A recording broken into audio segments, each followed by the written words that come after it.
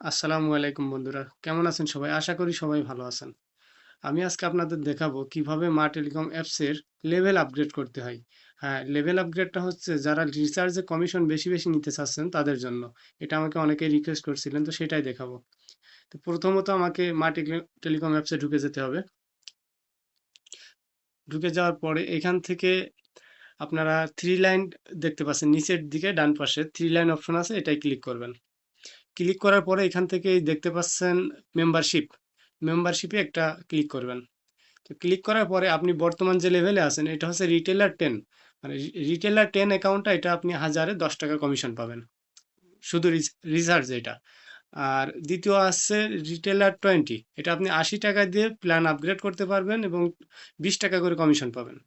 এরকম যথাক্রমে প্রত্যেকটা আছে। ডিজিএম 22-এ আপনি আপগ্রেড করতে হবে 100 টাকা দিয়ে, এটা আপনি প্রতি 1000-এ 22 টাকা কমিশন পাবেন।